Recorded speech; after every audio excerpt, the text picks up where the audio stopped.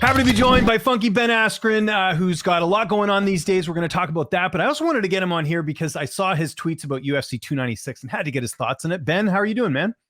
I'm doing pretty well. I had a fun time watching UFC 296. Life's good. Ready to chat. Yeah, absolutely. Let's start with the main event with Colby Covington. I saw your tweets. I think a lot of us were very surprised at Colby's performance. What was going through your head when you're watching Colby not be very aggressive and very passive in a title fight? Yeah, that was weird. I didn't know I don't know what his strategy was. Because I think the best strategy for victory for him was make cardio a factor, get the takedown, stay on top, which is what he did in the fifth round. But I think Leon kind of at the same time said, like, I'm going to concede this round. I've won the fight, that type of thing in the fifth round, which I don't know that was the right move by him, but that's what he did. Yeah, so, it looks like he was kind of fearful of Leon striking and just stayed back and never got in the groove. And then, even in those grappling exchanges later on, Leon proved himself to be more than formidable. There was a few times I think he even got over aggressive, maybe overconfident, and ended up in a bad position because of it. On Leon's end, I really wish he would have turned it up at some point. Yeah. I think we all came away with the fight with the notion that he's the better fighter. But, if he really would have pressed it, it feels like he could have landed a lot more punches and strikes. And he just kind of was content to win and not dominate. I will agree with that for sure. We sort of talked about it there, but do you think Colby was worried about getting finished maybe because Trump was there? I don't know. Like, it just seemed like he was worried about, being on someone's highlight reel. Yeah. I guess what I would chalk it up to, if I had to guess, and I'm not in Colby's head, but, he hasn't fought in almost 2 years. And that fight was against George Masvidal, a guy who he knew he was way better than, right? So he hasn't been in a real fight for over 2 years. One where he thought this guy's really tough and really competitive, and I'm going to have to really put on my best performance to beat him. And in that time, I feel like he's kind of wanted to live maybe the celebrity lifestyle and not grind like he used to. So, maybe that gave him some doubt in his own abilities. And that's where the hesitation came from. What do you make of Leon after the fight saying, I don't feel like he should be next in regards to your buddy there, Belal Muhammad? I think a lot of people were surprised by that because it seems like it's pretty obvious Belal should get the next shot. I was surprised also. Who does he think should be next? I guess that's what that left me wondering, because if not Belal, then who? Yeah. Maybe Shavkat. Right? Maybe he wants Islam to come up. I don't know. I'm not really sure. It just seems a little bit off. Yeah. If you were to look for those super fights, that would be probably a good avenue for someone else. But as far as the welterweight division, I think it's Belal. I say Shavkat after that, but I think it's Belal for sure for the time being. And as far as the super fights are concerned, I don't love the super fights unless people clean out divisions, right? Yeah. If you've beaten everyone in your division, great, go have at it, And actually, the guys who really did that the most were, I would say, older school guys, but like George and Anderson really cleaned out their division. Mighty Mouse did it for sure. Then it's like, go have super fights. You beat everyone. There's no one else for you to fight. We don't want to see you beat someone up for the third time. What's the point in that? But, with Leon, it's like, okay, Belal's right there. He's won, I think, 7 in a row. Good option, right? Shavkat, after that, he's 18-0 or whatever. Like, you could absolutely fight him. Well, by the time you fight those two, we're, 9 months to a year down the road, and maybe someone else has announced himself as a potential contender. So you have at least 2 more fights until you run into that problem. So, yeah, I don't like him talking about moving. I think fight Belal, fight Shavkat, and then if you want to go do the super fights, go do the super fights. How does him and Belal play out the rematch? How do you think? Obviously, a bit biased here, but still, it's a close fight, I think, regardless of how you look at it on paper. Well, the first one we didn't get to see all that much of, right? Because it was the eye poke. Belal has done a good job getting pressure on people and getting takedowns for sure, right? And Leon has gotten taken down by Marty. Colby ended up getting some at the end of the fight. So, if Belal would be able to put the pressure on and not take too much damage, I think he would probably be able to get at least a few takedowns. So that he's going to be able to land effective enough striking to get the win. I think it's a really very competitive fight. Where does Colby go from here? Obviously, no more title shots. I would highly doubt at this stage with him being 35. Well, Yeah. absolutely. What if you're the UFC? What would you do next with him? I think he wants Wonder Boy next, but what as like a if you were the matchmaker, who'd you want to see him fight? I say Gilbert or Shavkat. Well, Gilbert's fighting Jack Della Maddalena. Shavkat, yeah, you're right. Is free. I forgot about that. You're right. Well, maybe Shavkat. I don't know if Shavkat would take the fight, but if you're gonna go, I mean, the one that makes sense, right, is you go Leon versus Belal, and then you go Shavkat versus Covington, and then if Colby were to beat Shavkat, then maybe he gets another title shot, right? Because that is someone who'd make you worthy of that. Stephen Thompson, Stephen Thompson is obviously older. He's kind of on the downhill a little bit also. I think if you look at his record, I like him. So it pains me to say that, right? So then maybe a Sean Brady or someone to that effect. But I think the one that would make the most sense, Leon versus Belal and Shavkat versus Colby. And then winner gets next.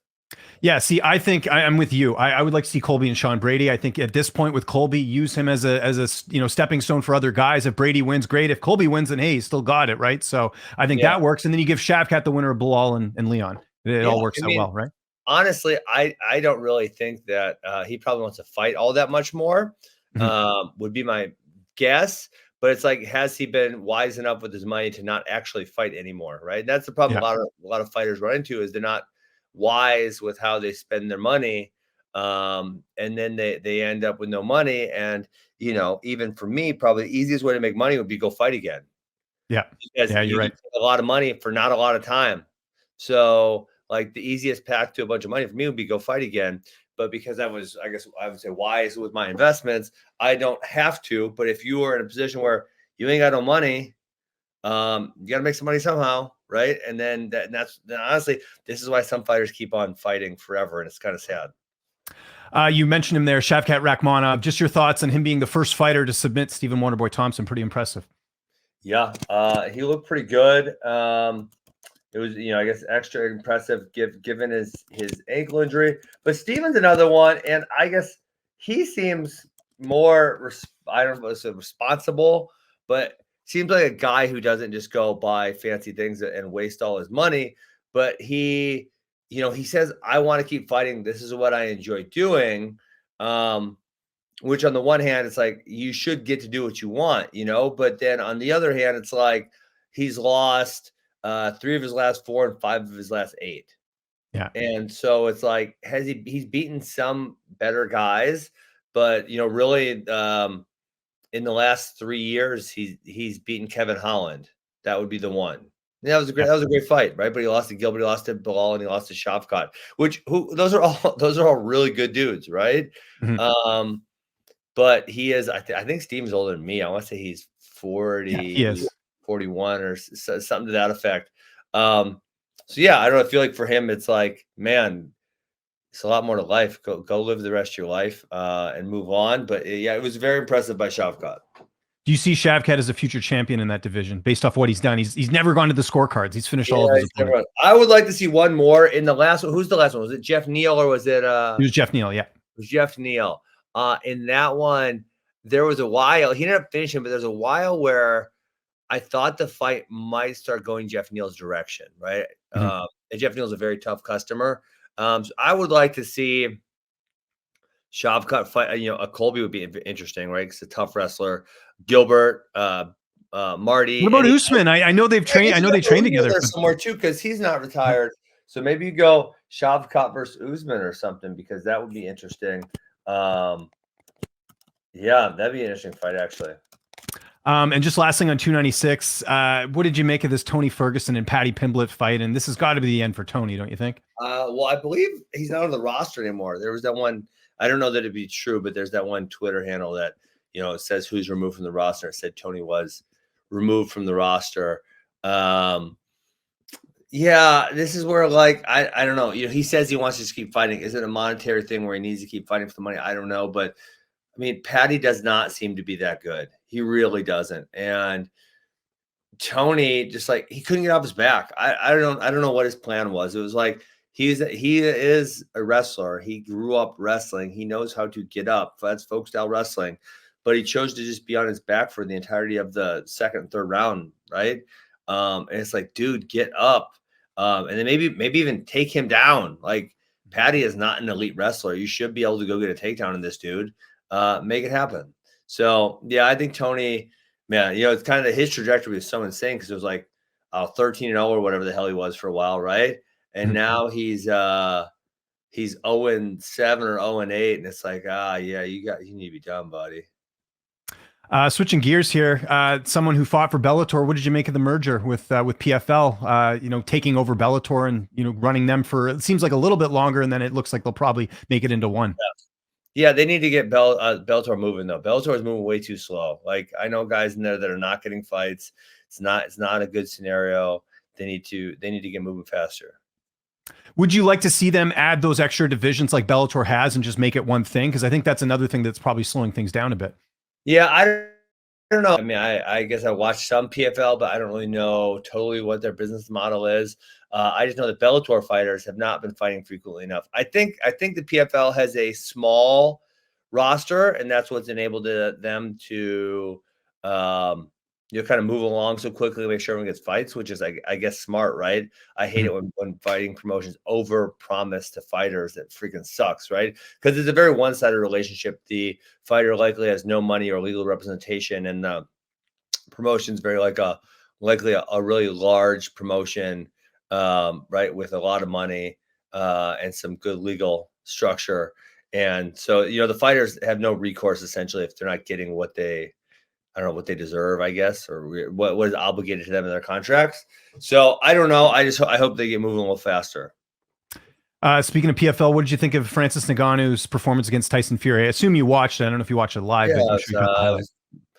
Much better than I anticipated. I did not foresee it being very competitive, and it was very highly competitive. So yeah, it was a good job by them. Do you think he fights in MMA again? I mean, part of me thinks that why would you? Like, if you can get a bigger payday in boxing, why even come back to MMA?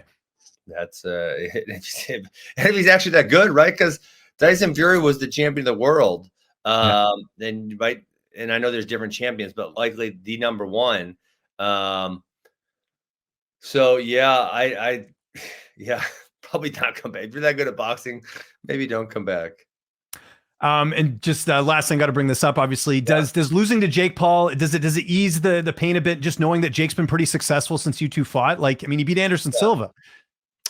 He's beat a pro boxer. Yeah, he's actually pretty good at boxing. Yeah, it's unfortunate. I mean, I guess I wish I would have known that. And I don't regret the decision. I made the decision not knowing. Right, I did not know whether he was good or whether he was terrible, and it turns out he's actually kind of good at boxing. So I don't know if it makes me feel better. It's like, it freaking happened. But it's like, well, I guess I didn't lose to someone who's terrible. I guess at least he's pretty good at it. Yeah. What do you make of the Sean Strickland and Du Plessis middleweight fight? Who do you see winning that one? Yeah, should be fun. Man, I have been wrong on Du Plessis a whole bunch of times. So I feel like Sean Strickland's going to win, but I've absolutely been wrong a handful of times. What do you make of Strickland's overall personality? Do you like it? Do you find him funny? Some people say he's out of line. What's your take on it as a guy who's done a bunch of trash talking? Out of line? I actually don't think he's out of line. Yeah, no, I think he says a lot of wise things. I said last week that he was a voice of reason in that press conference where he said Colby, he said Colby doesn't care about you. He does push the Trump MAGA, try to get that crowd on his back, but Colby is not a good person. He is genuinely a bad human being. Everyone in the game knows that, right? Sean Strickland knows that. John Jones knows that. People who are on opposite sides, they all know Colby sucks, right? And so Sean Strickland said he doesn't actually care about you. He's not actually one of you, that guy's he's a scumbag. So I thought that was good. And then, I thought it was obvious him and Du Plessis were going to fight in the crowd. The second I saw that, I'm like, wait, but why in the hell are those two so close together? This is a terrible idea. They should not be close together. Yeah. Well, it's business just picked up for UFC 297 for sure, I think, with that, because that's footage they'll use, just like they used the dolly footage when McGregor threw the dolly at the bus, right? When he fought Khabib. 100%. So do you think anyone right now beats Islam Makahchev at 155? Oh man, you got all the tough questions today. I'll say no. Yeah, unless I think I mean, I think a lot of people feel like the only way he would lose is if he moved up, right? Maybe to 170. Maybe there's a size difference there. Yeah, I You mean, buy there's into that? always time's undefeated, right? So at some point, if he sticks around, he will lose. But is he, is he going to do the Khabib and not stick around, right? He's 32, which is it's getting towards the upper side, but probably not over the hill yet. So it'll be interesting to see if he is able to retire before he loses, I guess. Because if he did not retire, he will lose at some point. Why is Dagestani wrestling so successful in MMA compared to maybe American wrestling? It seems like Dagestani wrestling's kind of taken over.